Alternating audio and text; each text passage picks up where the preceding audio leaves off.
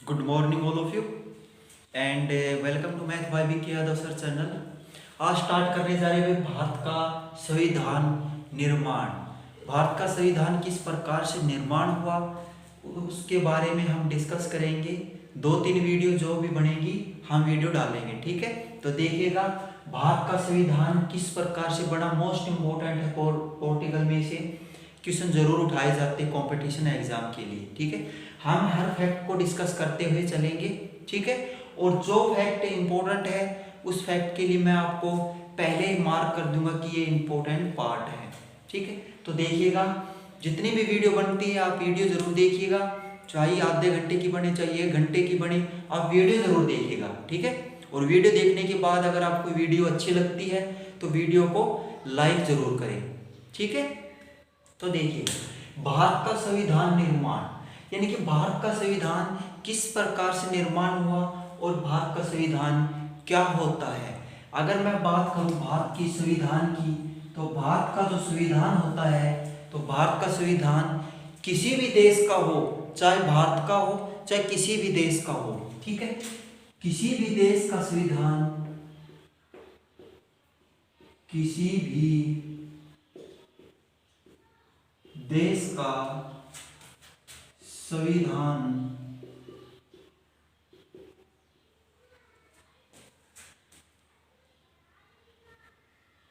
मूलभूत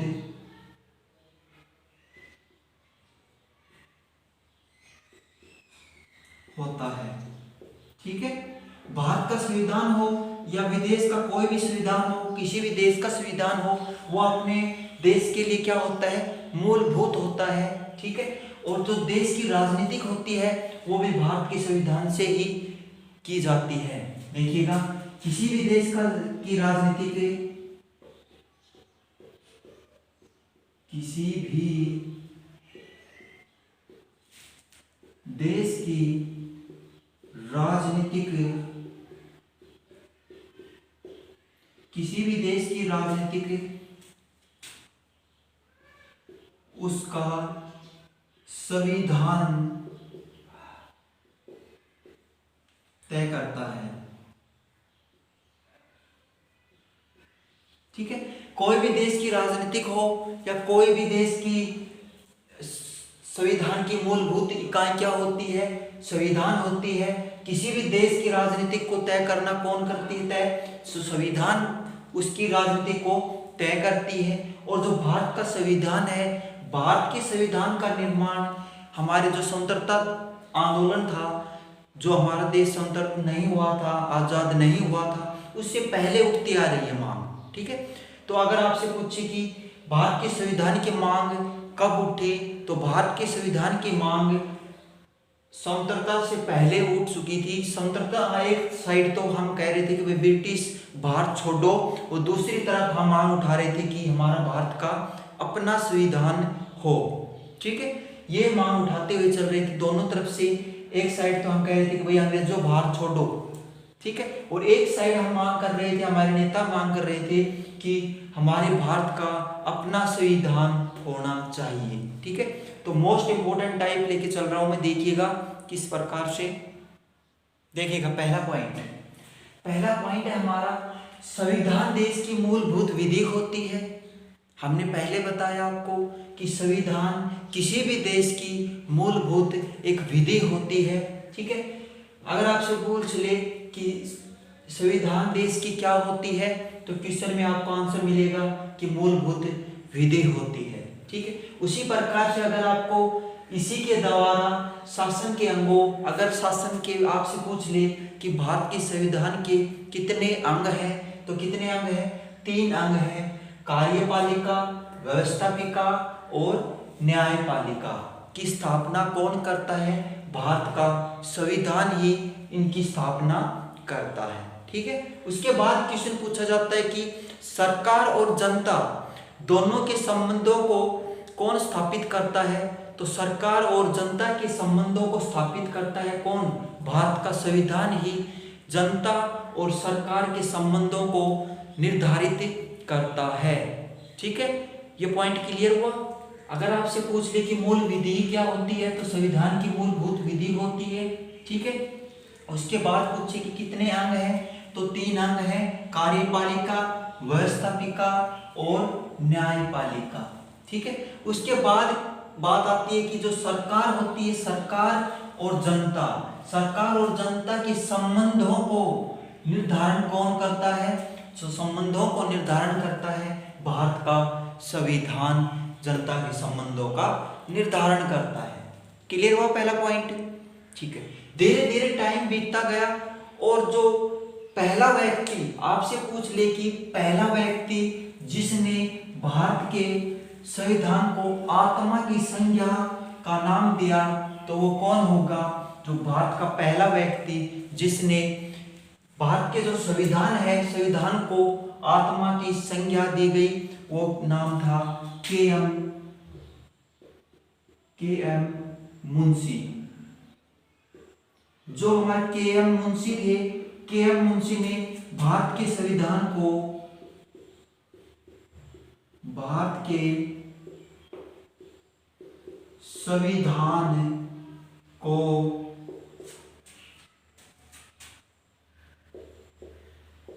देश की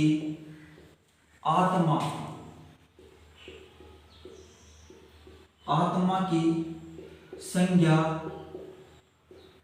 दी। अगर आपसे पूछ ले कि भारत का पहला व्यक्ति जिसने भारत के संविधान को आत्मा की संज्ञा का नाम दिया, तो वो कौन होगा? के.एम. मुंशी। ठीक है। सबसे पहला व्यक्ति जिसने भारत की जो संविधान है भारत का, उसको आत्मा की संज्ञा, ठीक है, जो भारत की आत्मा है, इसने ऐसा कहा कि भारत की आत्मा है कौन? संविधान। संविधान भारत की आत्मा है। ठीक है। नेक्स्ट पॉइंट देखिए। अगर इसके बाद बात करूं मैं, तो इसके बाद बात करता हूं कि भारत का जो संविधान है, भारत के संविधान की मांग स्वतंत्रता आंदोलन से के साथ जुड़ी हुई है। आप सभी को पता है, एक साइड तो हम कह रहे थे कि अंग्रेजों भारत छोड़ो, और दूसरी तरफ हम मांग उठा रहे थे कि हमारे भारत का कोई अपना संविधान होना चाहिए। ठीक है। ऐसे ऐसे बात चलती गई। तो भारत के, अगर आपसे क्वेश्चन पूछ ले कि भारत के संविधान की मांग कब उठी, कब से उठी हुई है, तो भारत के संविधान की मांग स्वतंत्रता आंदोलन के साथ जुड़ी हुई है।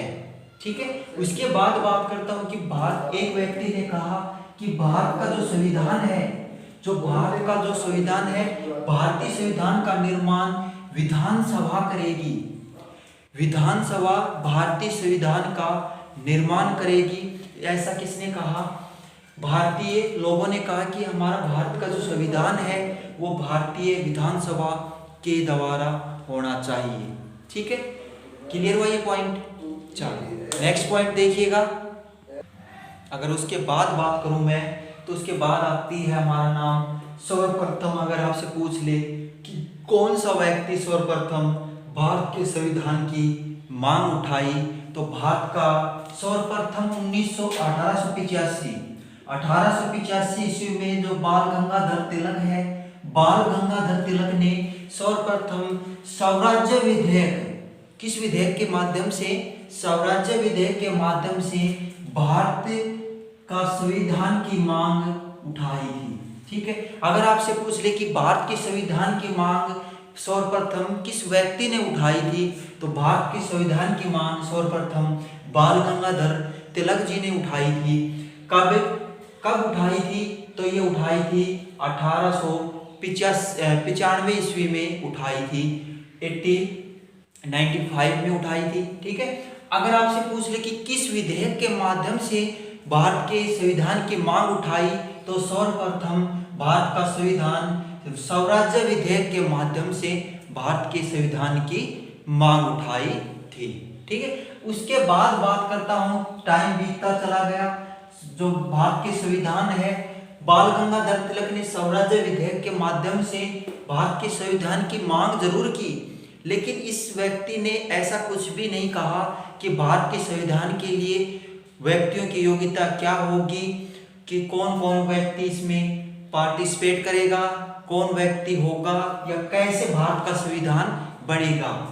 इसने ऐसा कुछ भी नहीं कहा। ठीक है। उसके बाद बात आती है, टाइम बीतता चला गया, और जो 1922 ईस्वी में 1922 ईस्वी में जो बाल गंगाधर तिलक जी थे, उसी के तर्ज पर महात्मा गांधी जी ने भी भारतीय संविधान की इच्छा उठाई या मांग की। अगर आपसे पूछ ले कि 1922 ईस्वी में भारत के संविधान की मांग किसने उठाई, तो भारत की संविधान की मांग महात्मा गांधी जी ने उठाई थी। और महात्मा गांधी जी ने कहा था कि भारत का संविधान, भारतीय संविधान भारत की इच्छा के अनुसार होना चाहिए। भारत का संविधान भारतीयों की इच्छा के अनुसार होना चाहिए।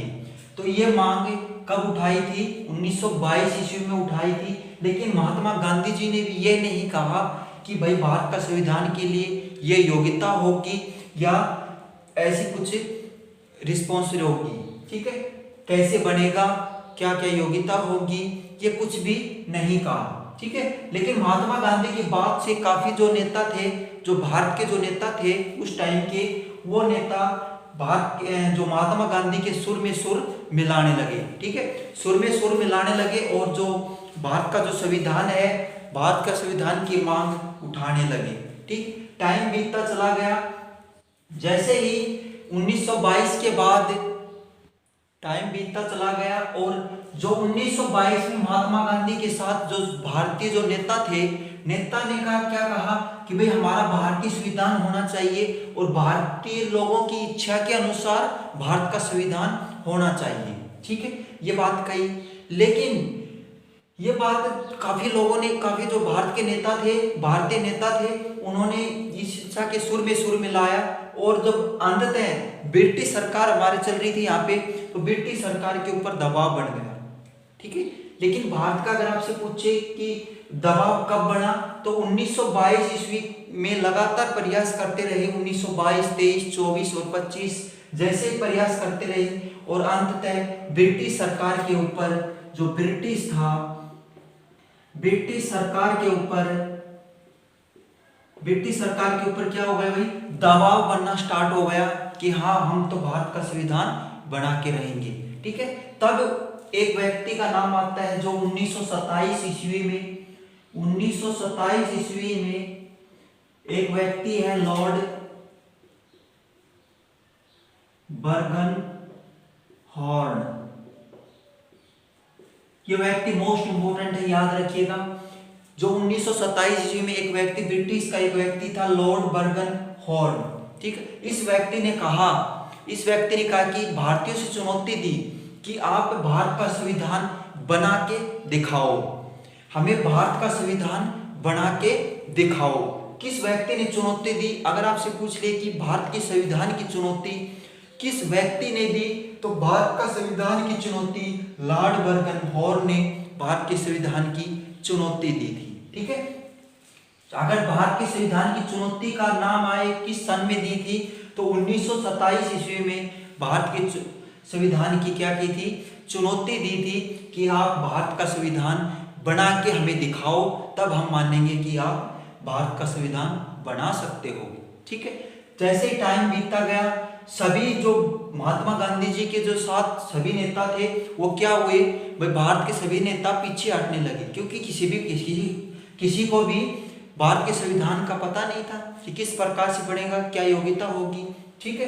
तो ये सभी व्यक्ति पीछे हटने लगे, ठीक है, लगभग सभी व्यक्ति पीछे हट गए, ठीक है। अगर आपसे बात करें कि किस व्यक्ति ने लॉर्ड बर्गन हॉर्न की चुनौती को स्वीकार किया, तो वो व्यक्ति आता है, तो उस व्यक्ति का नाम आता है 1928 में। 1928 में जो व्यक्ति, जो 1927 में लॉर्ड बर्गन हॉर्न था, वो चुनौती दी थी भारतीयों को कि आप भारतीय संविधान बना के दिखाओ हमें, तब हम आप मानेंगे कि आप भारतीय संविधान बना सकते हो। सॉरी। लेकिन उसी समय सभी नेता महात्मा गांधी जी के पीछे हट गए, महात्मा गांधी भी और जो और नेता थे सभी पीछे हट गए, किसी को भारत का संविधान बनाना नहीं आता था, ठीक है। तो उस टाइम एक व्यक्ति का नाम आता है, उस व्यक्ति का नाम है मोतीलाल नेहरू, ठीक है। मोतीलाल नेहरू ने 1928 ईस्वी में एक नेहरू रिपोर्ट रखी और रिपोर्ट में कहा, रिपोर्ट का नाम क्या था, तो रिपोर्ट का नाम था नेहरू रिपोर्ट, ठीक है, रिपोर्ट का नाम था नेहरू रिपोर्ट। अगर आपसे पूछ ले कि सर्वप्रथम भारतीय व्यक्ति जिसने ब्रिटिश की चुनौती का सामना किया या चुनौती को स्वीकार किया, तो वो व्यक्ति था मोतीलाल नेहरू। मोतीलाल नेहरू ने 1928 में रिपोर्ट तो रख दी, लेकिन क्या हो गई, वो असफल हो गई,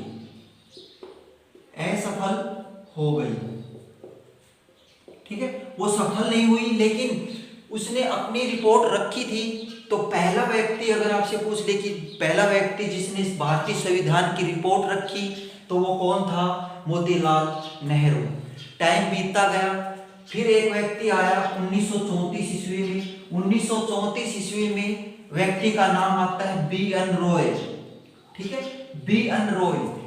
रॉय ने औपचारिक रूप से सर्वप्रथम भारतीय संविधान के माध्यम से संविधान की क्या की, मांग की। कहा, बी.एन. रॉय ने कहा कि भाई आप भारतीय संविधान भारतीयों की इच्छा के अनुसार बनाया जाना चाहिए, ठीक है। ये मांग किसने रखी, औपचारिक रूप से मांग किसने रखी, बी.एन. रॉय ने औपचारिक रूप से मांग रखी थी, ठीक है। आपको ये ध्यान रखना है। आपसे पूछ ले कि भारत का पहला व्यक्ति जिसने औपचारिक रूप से भारत के संविधान की मांग रखी, तो वो व्यक्ति हो जाएगा बी.एन. रॉय। कब रखी, तो ये रखी थी 1934 ईस्वी में। ये औपचारिक रूप से भारतीय संविधान के माध्यम से, भारतीय संविधान के माध्यम से किसका निर्माण हो, किसकी मांग रखी थी, संविधान की मांग रखी थी, ठीक है, संविधान निर्माण की मांग रखी थी। टाइम बीतता गया, आगे देखिए पॉइंट, नेक्स्ट पॉइंट देखिएगा। 1937 में तो चुनौती दी थी, ठीक है। उसके बाद जब मोतीलाल नेहरू ने क्या की, मोतीलाल नेहरू ने रिपोर्ट रखी, भारत का पहला व्यक्ति था जिसने रिपोर्ट रखी, ठीक है। जैसे ही टाइम बीतता गया, 1938 में जवाहरलाल नेहरू, जो जवाहरलाल नेहरू थे, जवाहरलाल नेहरू ने नेहरू के द्वारा वयस्क मताधिकार के आधार पर संविधान का क्या हो, मांग रखी कि भारत का संविधान बने, ठीक है।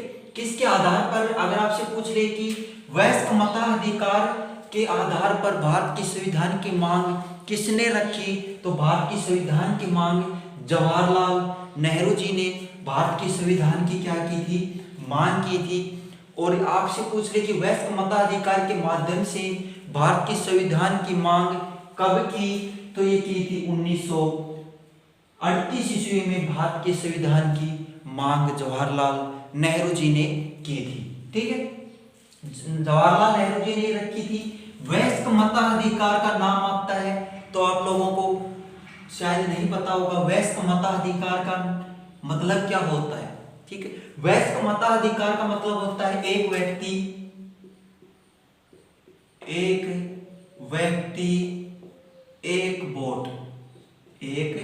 वोट, ठीक है। एक व्यक्ति एक वोट, वयस्क का मतलब होता है, वयस्क का मतलब दूसरा अर्थ अगर आप बात करें तो हर व्यक्ति बिना भेदभाव के वोट देना, ठीक है। कोई भी भेदभाव ना हो, जाति के आधार पर या किसी के आधार पर कोई भेदभाव न हो, क्या कहलाता है, वयस्क मताधिकार कहलाता है। और वयस्क मताधिकार का मेनली मतलब होता है कि एक व्यक्ति एक वोट, सभी व्यक्तियों को वोट देने का समान अधिकार होना चाहिए। ये किसने कहा, जवाहरलाल नेहरू ने वयस्क मताधिकार के माध्यम से कहा, ठीक है। एक व्यक्ति ने कहा कि भारत का संविधान भारतीयों की इच्छा के अनुसार होना चाहिए, वो किसने कहा, महात्मा गांधी जी ने कहा, लेकिन सभी नेता उसके साथ थे। फिर उसके बाद उसने क्या की, एक व्यक्ति ने चुनौती दी, ब्रिटिश व्यक्ति ने, लॉर्ड बर्गनहॉल, उसने चुनौती दी कि आप भारत का संविधान बना के दिखाओ हमें, तब हम मानेंगे कि आप भारत का संविधान बना सकते हो। तो उसी का नाम, अगर आपको बात आए कि भारत का संविधान निर्माण की चुनौती को स्वीकार किसने किया? तो वो किया था मोतीलाल नेहरू जी ने। भारत के संविधान को चुनौती 1934 ईस्वी में ली थी। उसने कहा कि हम भारत का संविधान बना के दिखाएंगे। ठीक है, जैसे ही टाइम बीतता गया, उसके बाद 1934 में भारत का संविधान BN रॉय के द्वारा, एक भारत का संविधान भारतीयों की इच्छा के अनुसार होना चाहिए, ये किसने कहा? तो भारत का मोतीलाल नेहरू BN रॉय ने कहा था। ठीक है, उसके बाद बात आती है कि 1934 में किसने कहा कि वयस्क मताधिकार के माध्यम से भारत का संविधान बनना चाहिए? तो वो कहा था जवाहरलाल नेहरू ने 1938 में। ठीक है, लेकिन क्या हुआ? उसके बाद भी टाइम बीतता गया, इसकी मांग को भी स्वीकार नहीं किया। ठीक है, मांग रखी लेकिन कोई उसका हल नहीं निकला। उसके बाद अगस्त की बात है, अगस्त 1940 में जो ब्रिटिश ईस्ट इंडिया कंपनी थी, जो हमारी ब्रिटिश ईस्ट इंडिया कंपनी सरकार के द्वारा भारतीय संविधान की अस्थायी मंजूरी दी गई। कब दी गई? 1940 अगस्त 1914 में ब्रिटिश सरकार के द्वारा भारतीय संविधान की अस्थायी मंजूरी कब दी गई? तो आप बता सकते हो कि अगस्त 1940 में अस्थायी मंजूरी दी गई। क्यों मंजूरी दी गई? क्योंकि उस टाइम दूसरा विश्व युद्ध स्टार्ट हो रहा था। ठीक है, दूसरा विश्व युद्ध स्टार्ट हो रहा था और सभी व्यक्ति, जो ब्रिटिश के व्यक्ति थे, वो चाहते थे कि आप भारत की सेना हमें दीजिए और हम आपको भारत का संविधान बनाने की अनुमति देंगे। ठीक है, तब ये अगस्त 1940 का ही प्रस्ताव रखा था ब्रिटिश सरकार ने कि आप अस्थायी मंजूरी देते हैं, हम आप पहले हमें आपकी सेना दीजिए, उसके बाद में हम आपको युद्ध के बाद हम आपको भारत का संविधान बनाने की अनुमति देंगे, स्थायी मंजूरी देंगे। लेकिन आपसे ये पूछे कि अस्थायी मंजूरी कब दी गई? तो अस्थायी मंजूरी 1940 में दी गई थी। ठीक है, युद्ध के समय। ठीक है, नेक्स्ट पॉइंट देखिए, नेक्स्ट देखिएगा, जब अगस्त 1940 की बात थी, जब दूसरा विश्व युद्ध हो रहा था, तब तो ब्रिटिश सरकार ने मांग को अस्थायी मंजूरी दी कि कहा कि भाई आप पहले आप हमारी सेना आपकी सेना हमें दीजिए और हम आपको युद्ध के बाद क्या करेंगे? संविधान बनाने की अनुमति प्रदान करेंगे। अस्थायी मंजूरी अगस्त 1940 में दी गई।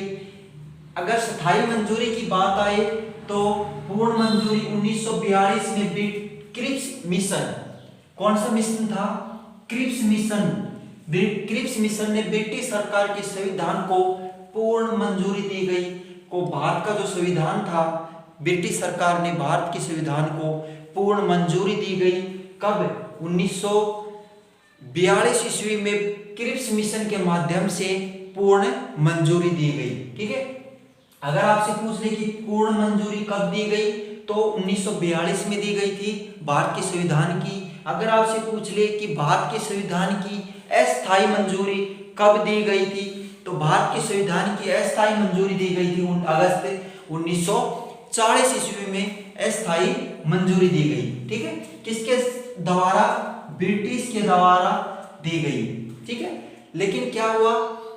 वो दी गई, पूर्ण मंजूरी तो दे दी गई, लेकिन वहां पे आपको ये नहीं बताया कि आपका संविधान किस प्रकार से बनेगा, कैसे बनेगा, क्या क्या योग्यता होंगी, उसमें भी ऐसा कुछ निर्धारित नहीं किया गया। ठीक है, जैसे टाइम बीतता गया, बात आती है 1946 की। जो 1946 ईस्वी में कैबिनेट मिशन योजना के अंतर्गत संविधान सभा का गठन किया गया। अगर आपसे पूछ ले कि विधानसभा के माध्यम से संविधान सभा का जो संविधान है, संविधान का गठन कब किया गया? तो किया गया था 1946 में गठन किया गया था। कैबिनेट मिशन योजना के अंतर्गत गठन किया गया, जिसमें वर्तमान भारतीय संविधान है, जो भारत का वर्तमान संविधान है, वो 1946 में कैबिनेट मिशन योजना के अंतर्गत गठन किया गया था। ठीक है, भारतीय संविधान को कैबिनेट मिशन योजना के द्वारा एक मूर्ति प्रदान की गई थी। कब की गई थी? कैबिनेट मिशन के द्वारा 1946 में कैबिनेट मिशन के द्वारा एक मूर्ति प्रदान की गई कि हाँ, कहा कि भाई आप अपना भारतीयों के द्वारा भारत का संविधान बनना चाहिए, ठीक है। लेकिन उसमें भी योग्यता और कोई कंडीशन नहीं रखी, ठीक है। जैसे ही टाइम बीतता गया और ये जो भारत का संविधान है, भारत के संविधान क्रिप्स मिशन कैबिनेट मिशन योजना के द्वारा मूर्ति एक तरफ से मूर्ति बनाई गई थी, ठीक है। चलो इसके आगे क्वेश्चन देखिए नेक्स्ट। 24 मार्च 1946 मोस्ट इंपोर्टेंट है। आप मान के चलिए कि मोस्ट इंपोर्टेंट, इससे बारे में क्वेश्चन काफी बार आते हैं कि कैबिनेट मिशन भारत कब आया। तो कैबिनेट मिशन भारत आया था 24 मार्च 1946 को कैबिनेट मिशन भारत आया था, ठीक है। आपसे पूछे कि कैबिनेट मिशन में कितने सदस्य शामिल थे, तो कैबिनेट मिशन में 3 सदस्य शामिल थे। कितने सदस्य शामिल थे? 3 सदस्य शामिल थे। वो क्या थे? अध्यक्ष थे। जो वो क्या थे भाई? अध्यक्ष थे, कैबिनेट मिशन के अध्यक्ष थे। तो पहला व्यक्ति का नाम आता है, तो पहला व्यक्ति है लॉर्ड पैथिक लॉरेंस। पहला व्यक्ति कौन है? लॉर्ड पैथिक लॉरेंस, ठीक है। दूसरे व्यक्ति की बात आती है तो दूसरा व्यक्ति है sir Stephen Cripps. Sir Stephen Cripps, ठीक है, दूसरा व्यक्ति। तीसरे व्यक्ति की बात आती है तो एवी अलेक्जेंडर, ठीक है, एवी अलेक्जेंडर। जो क्रिप्स था, सर स्टीफन क्रिप्स, ये 1940 में भी भारत आया था। आपसे पूछ ले कि सर स्टीफन क्रिप्स पहले भारत कब आया था, तो पहले भारत 1940 में भी आया था और मार्च 1946 में भी भारत आया था, ठीक है। A V Alexander, Sir Stephen Cripps, Lord Pethick Lawrence, ये तीनों सदस्य अध्यक्ष थे, ठीक है, कैबिनेट मिशन के, ठीक है। यहाँ पे ये भारत आए और भारत आने के बाद में भारतीय संविधान की मांग को देखा कि भारत के लोगों ने किस प्रकार से भारत के संविधान की मांग उठाई है। तो उन्होंने निम्न शर्तें रखी कि भाई आप ये शर्तें रखिएगा, ये शर्तें मानोगे तो हम आपको क्या करेंगे, भारत के संविधान की मांग की अनुमति देंगे कि आप भारत का संविधान भारतीयों की इच्छा के अनुसार बना सकते हो, ठीक है। किसने कहा? इन व्यक्तियों, तीनों व्यक्तियों ने निम्न शर्तें रखी। क्या क्या शर्तें रखी देखिएगा। पहली शर्त देखिए आगे, जो 24 मार्च 1946 को कैबिनेट मिशन भारत आया था, ठीक है, 3 सदस्यों की क्या थे? 3 सदस्य शामिल थे उसमें, तीनों अध्यक्ष थे, ठीक है, उनका नाम बताया मैंने। उन्होंने निम्न शर्तें रखी। कौन कौन सी शर्तें रखी? तो पहली शर्त है संविधान का गठन अप्रत्यक्ष रूप से प्रांतीय विधानसभा के माध्यम से किया जाना चाहिए। उन्होंने कहा कि आप विधानसभा का गठन तो कर सकते हो, लेकिन अप्रत्यक्ष रूप से प्रांतीय विधानसभा के माध्यम से होगा, ठीक है, प्रांतीय विधानसभा के माध्यम से होगा, ठीक है, पहली शर्त। दूसरी शर्त रखी कि संविधान सभा में कुल सदस्यों की संख्या कितनी होगी? 389, यानी कि 389 सदस्यों की संख्या होगी, ठीक है। उनमें से कहा कि 292 सदस्य ब्रिटिश प्रांत से होंगे। उन्होंने क्या कहा कि भाई आप टोटल संख्या, सदस्यों की संख्या की बात करूं तो कितनी थी? 389 सदस्यों की संख्या थी, ठीक है। लेकिन उन्होंने कहा कि भाई 292 सदस्य तो क्या होंगे? ब्रिटिश प्रांत से होंगे, ठीक है। उसके बाद कहा कि 93 सदस्य देशी रियासतों से होंगे। कितने होंगे? 93 सदस्य देशी रियासतों से होंगे, ठीक है। उसके बाद जो बचे 4 सदस्य कहाँ से होंगे भाई? वो होंगे हमारे चीफ कमिश्नरी क्षेत्र से, ठीक है। चीफ कमिश्नरी क्षेत्र से पूछे तो 4 सदस्य, देशी रियासतों से पूछे तो कितने? 93 सदस्य। अगर आपसे पूछे कि ब्रिटिश प्रांत से कितने सदस्य शामिल किए गए, तो वो किए गए थे 292 सदस्य शामिल किए गए, ठीक है। अब आपसे बात आती है कि ये जो चीफ कमिश्नरी क्षेत्र थे वो कौन कौन से थे। चीफ कमिश्नरी क्षेत्र की बात करूं तो चीफ कमिश्नरी क्षेत्र आता है दिल्ली, अजमेर, मवाड़ा, अजमेर, मवाड़ा, ठीक है, कुर्ग और बलूचिस्तान, ठीक है। एक तो आता है हमारा दिल्ली जो वर्तमान दिल्ली है, एक आता है अजमेर, मेरवाड़ा, ठीक है। तीसरा आता है हमारा कुर्ग और चौथा आता है बलूचिस्तान, ठीक है। 4 कमिश्नरी क्षेत्र रखे गए, ठीक है। उसके बाद तीसरी मांग रखी, मांग तो अनेक रखी, लेकिन मेन मांग है वो आपको डिस्कस करनी है। तीसरी मांग रखी संविधान सभा का गठन, सदस्य संख्या कितनी होगी? एक सदस्य 10 लाख जनता का क्या करेगा? वो प्रतिनिधित्व करेगा, ठीक है। अगर एक सदस्य और संख्या कितनी 10 लाख सदस्यों की क्या करेगा? वो प्रतिनिधित्व करेगा, यानी कि एक सदस्य के ऊपर कितनी जनता होगी? तो जनता होगी 10 लाख, ठीक है, 10 लाख। ये शर्तें रखी, किसने रखी थी? वही शर्तें कैबिनेट मिशन ने रखी थी, जो 24 मार्च 1946 को भारत आया था, ठीक है। इससे आगे देखिए, नेक्स्ट देखिएगा आगे जुलाई 1946 में क्या हुए भाई? उसके बाद जो शर्तें रखी थी उसके बाद क्या हुए भाई? चुनाव हुए, ठीक है। चुनाव में मेन 2 पार्टियां थी, ठीक है, और तो काफी पार्टियां थी, लेकिन मेन मुकाबला था वो 2 पार्टियों के बीच में था, ठीक है। 2 पार्टी कौन कौन सी थी? तो हमारी पहली का पार्टी थी कांग्रेस और दूसरी पार्टी थी मुस्लिम लीग, ठीक है। इन दोनों पार्टियों के बीच में मुकाबला था और कांटे का मुकाबला था, ठीक है। कांग्रेस को लगा कि हम जीतेंगे और मुस्लिम लीग को लगता था कि हम जीतेंगे, ठीक है। लेकिन जब चुनाव समाप्त हुए और जब नतीजे आए, परिणाम आया, तब कांग्रेस के पास कितनी सीटें आई? कांग्रेस के पास 208 सीटें आई, ठीक है। कितनी सीट आई? तो कांग्रेस के पास 208 सीट आई। और आप मुस्लिम लीग की बात करते हो तो मुस्लिम लीग के पास कितनी सीटें आई? उसके पास 73 सीटें आई, 73 सीटें आई, ठीक है। और अन्य के खाते में कितनी सीटें गई? अन्य के खाते में गई सीटें भाई 15, ठीक है, 15 सीटें अन्य के खाते में गई, ठीक है।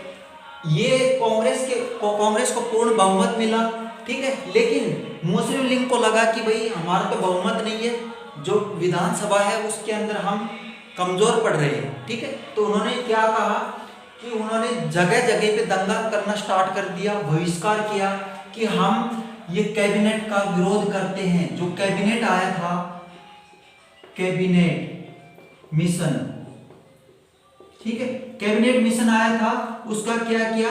बहिष्कार किया, विरोध किया। किसने किया? मुस्लिम लीग ने किया। क्यों किया भाई? क्योंकि इसकी सीटें कम थी, इन्हें लगा कि भाई हम जीत सकते हैं, लेकिन वो क्या किए? सीटें कम आई, इस वजह से उन्होंने क्या किया? बहिष्कार किया, ठीक है।